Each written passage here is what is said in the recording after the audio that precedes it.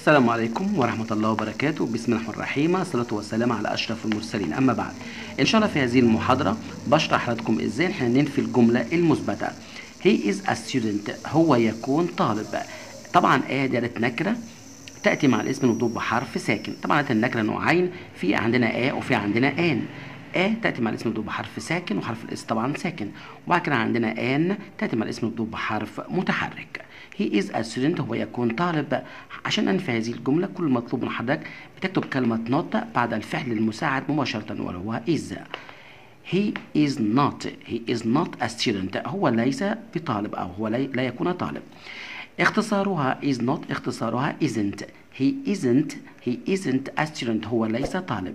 كل اللي أنا عملته حذفت حرف الأو وكتبت مكانها apostrophe، يبقى isn't.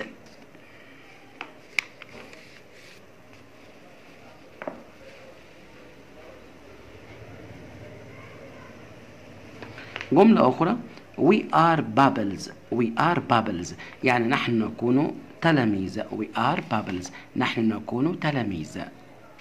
طبعا هذه الجملة مثبتة affirmative. طبعا أضفت حرف الاس عشان طبعا اللي قبلها حرف الفيرب هنا في صيغة الجمع are، لازم الاسم اللي بعد منها لازم يكون في حالة البلورال اللي هو الجمع. نحن نكون تلاميذ. We are not bubbles. نحن ليس تلاميذ، أو نحن لا نكون تلاميذ. are not اختصارها aren't. يبقى we aren't bubbles، نحن لا نكون تلاميذ.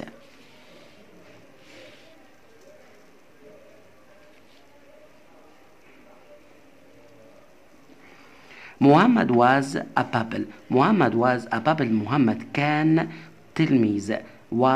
كان تلميذ. اختصار طبعا عشان انفي هذه الجمله يبقى محمد was not a bubble. طبعا was هنا تعرب help verb، فعل مساعد. كل اللي انا عملته حضراتكم كتبت كلمه not بعد الفعل المساعد مباشره. محمد was not a bubble. اختصارها abbreviation، يعني اختصار، يبقى محمد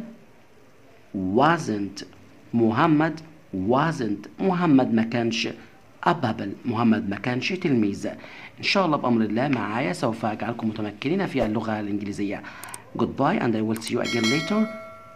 طبعا إن شاء الله لا ننسى اللايك حتى يصل الفيديو إلى عدد كبير جدا من مشاهدي أو محبي اللغة الإنجليزية. أترككم في رعاية الله ودمتم. Goodbye.